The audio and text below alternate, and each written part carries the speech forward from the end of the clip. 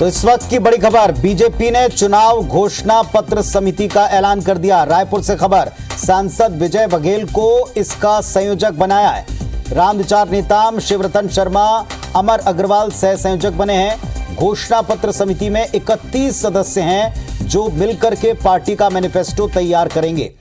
तो चुनावी तैयारियां शुरू हो चुकी हैं। बीजेपी ने छत्तीसगढ़ के लिए चुनाव घोषणा पत्र समिति बना दी।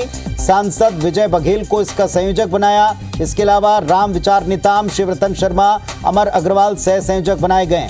इस घोषणा पत्र समिति में कुल 31 सदस्यों के नाम शामिल हैं।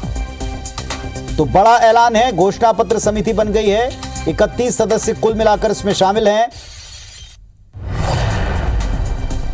2 पूर्व कैबिनेट मिनिस्टर इसके साथ में 31 सदस्य हैं जो बीजेपी का चुनावी मैनिफेस्टो तैयार करेंगे। सांसद विजय बघेल इसके संयोजक बनाए गए हैं। इसके अलावा सह संयोजक की जिम्मेदारी पूर्व मंत्री रहे रामविचार नेताम शिवरतन शर्मा जो सीनियर विधायक हैं, और अमर अग्रवाल पूर्व मंत्री, इनको रखा है। 31 सदस्यों के नाम इस घोषणा पत्र समिति में शामिल हैं।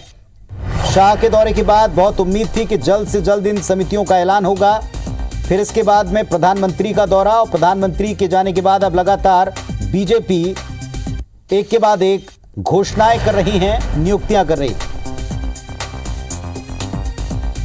वरुण सखा जी हमारे वरिष्ठ सहयोगी हमारे साथ में जुड़ गए हैं। सांसद विजय बघेल संयोजक बनाए गए, समिति घोषित हो गई, बताएं इसका पूरा डिटेल।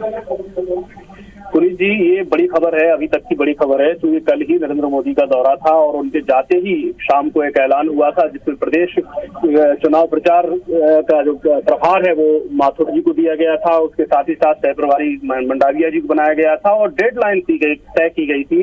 अमित शाह भी यहाँ पर परसों और नरसों 5 और 6 तारीख को थे रायपुर में, और उन्होंने ये क्लियर करा था कि हमको 10 तारीख तक पूरी तरह से टीम तैयार कर लेना है। तो इसके साथ ही जब ये विजय बघेल का नाम आया, विजय बघेल दुर्ग से सांसद हैं और सबसे ज्यादा वोटों से जीतने वाले भारतीय जनता पार्टी के प्रत्याशी रहे हैं जो दुर्ग से सांसद हैं, और इनके साथ ही 3 सह संयोजक बनाए हैं। और मतलब ये कह सकते हैं कि मोदी के आने के बाद, अमित शाह के आने के बाद भारतीय जनता पार्टी जो है बहुत तेज रफ्तार से निर्णय ले रही है, और पूरी टीम जो है 10 जुलाई तक बनाने का जो है एक लक्ष्य पुनीत जी दिया गया है। वरुण जी, एक छोटा सा कमेंट, जैसा आपने स्वयं कहा कि दोनों बड़े नेताओं के आने के बाद तेजी, कहा यह भी जा रहा था कि शाह साहब ऑलरेडी सब चीजें तय कर गए, बस घोषणाओं की देरी है। कुछ और इसमें नाम या कुछ और घोषणाएं सामने आ सकती हैं? हाँ, इसमें एक घोषणा और आ सकती है। हो सकता है कि आज देर रात तक या कल तक, नहीं तो 10 तारीख तक, या हर हाल में ये तय करना है कि चुनाव अभियान समिति को कौन लीड करेगा, जो कि बहुत महत्वपूर्ण समिति होती है भारतीय जनता पार्टी के अंदर। ये जितने भी चुनाव से जुड़े हुए निर्णय होते हैं, यानी कि एक तरह से कहा जाए तो पार्टी के अंदर के 4 महीने के इलेक्शन के दौरान के सारे निर्णय चुनाव अभियान समिति करती है, चाहे वो किसी के पोस्टर बनने की हो, चाहे किसी के किसी पद की हो, चाहे किसी के किसी तरह की जो भी डिप्लॉयमेंट्स होते हैं, वो सारे के सारे इस समिति के हवाले होते हैं, जो कि बहुत अवेटेड है, जिसको लेकर बड़ी चर्चाएं होती रही हैं।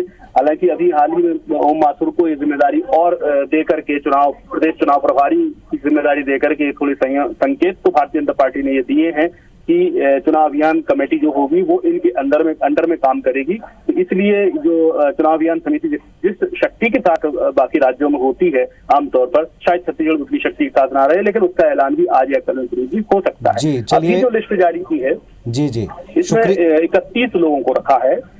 जी, आपको धन्यवाद हम कहते हैं। केदार कश्यप जी हमारे साथ में जुड़ गए हैं, भारतीय जनता पार्टी से लगातार सक्रिय तौर पर जिम्मेदारी निभा रहे पूर्व मंत्री ने। केदार जी, एक और कदम आगे बढ़ गया है चुनाव की दिशा में, एक समिति बन गई है और इसमें उन सभी लोगों के नाम है जो मैनिफेस्टो तैयार करेगी।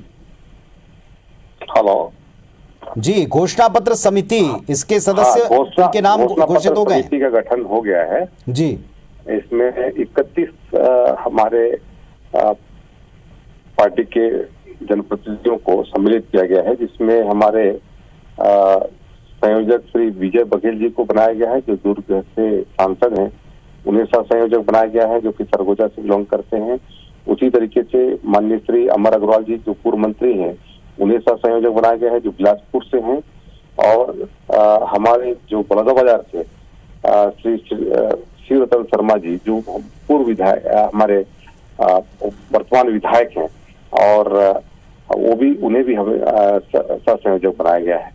इस तरीके से पूरे 31 लोगों लोगों के, हमारे सभी वर्ग के, सभी समाज के जनप्रतिनिधियों का इसमें सम्मिलित किया गया है और उसके माध्यम से ये पूरी जो केदार जी प्रभारी बन गए हैं चुनाव के, यहाँ घोषणा पत्र समिति बन गई है, संचालन समिति का ऐलान कब तक संभव है? जल्द से जल्द होगा। आने वाले समय में भारतीय जनता पार्टी तत्काल इन विषयों को लेकर के लगातार कर रही है और जल्द से जल्द घोषणा पत्र हो चाहे कोई भी समिति हो, उन समितियों पर निर्णय लिया जाएगा। चलिए, शुक्रिया हमसे बातचीत करने के लिए, शुभकामनाएं आपको। केदार कश्यप जी को आप सुन पा रहे थे। भारतीय जनता पार्टी ने आगामी चुनाव के लिए, विधानसभा के लिए अपनी घोषणा पत्र समिति घोषित कर दी। 31 सदस्य हैं और इसमें विजय बघेल के संयोजन में ये सभी मिलकर काम करेंगे।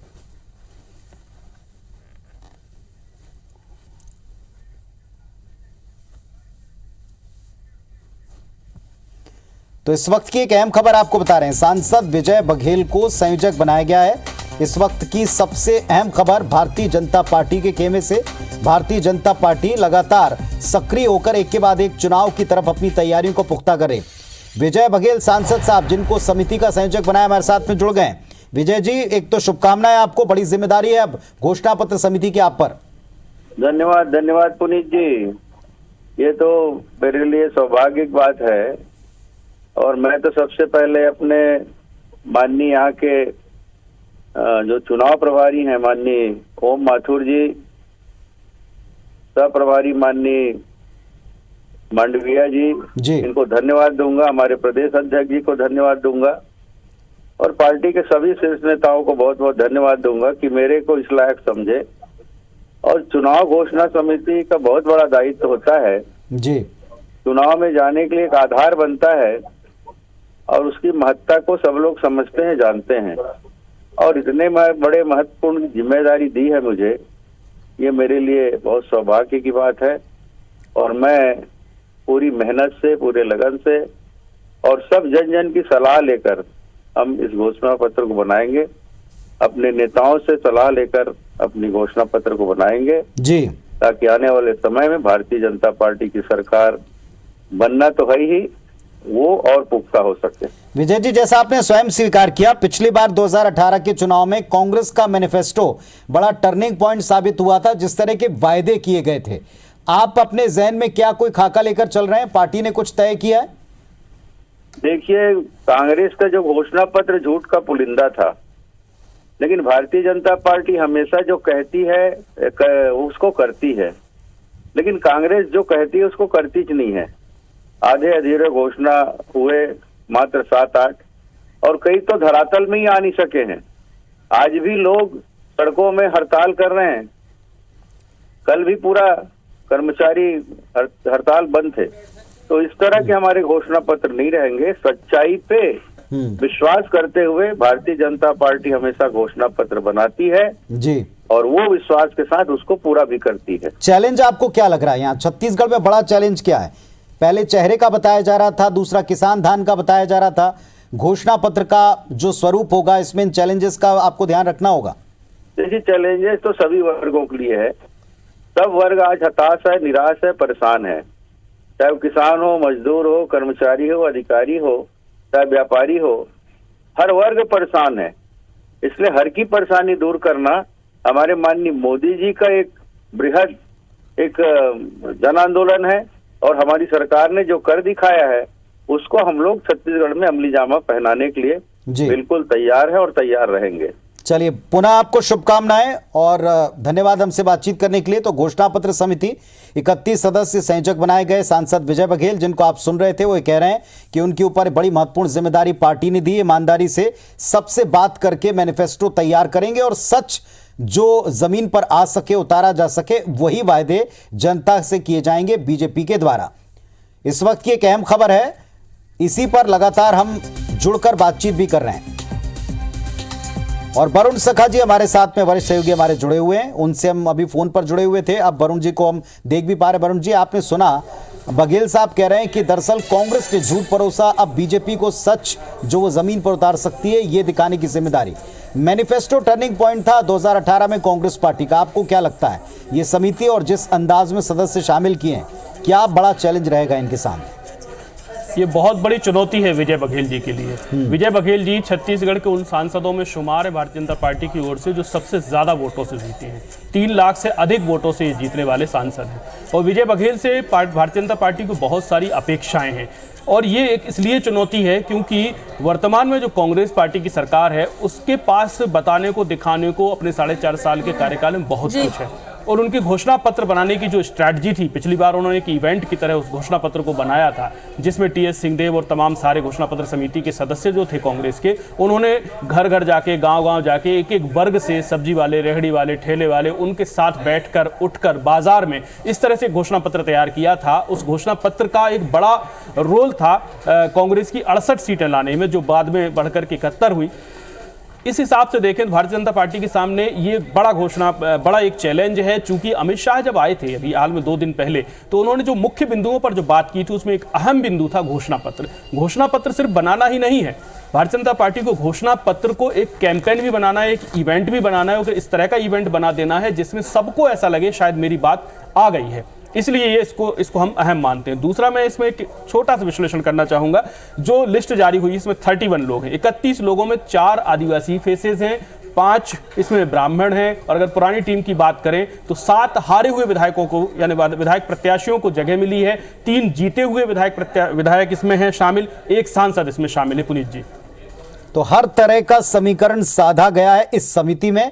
अब ये समिति शुरुआत कहां से करेगी और किस तरह सबको साथ लेकर वो बड़ा इवेंट बना पाएगी जो शाह साहब की मंशा है या आलाकमान की या भारतीय जनता पार्टी के बड़े नेताओं की मंशा है, ये देखना होगा। चैलेंज तो उनके पास में है। फिलहाल ये बड़ी घोषणा भारतीय जनता पार्टी ने की है, एक और कदम चुनावी तैयारी में आगे बढ़ा लिया। शुक्रिया वरुण जी आपका इस पूरे जानकारी के लिए भी और समीक्षात्मक तरीके से इसे डिफाइन करने के लिए। खबरों और अपडेट के लिए आप देखते रहें IBS 24।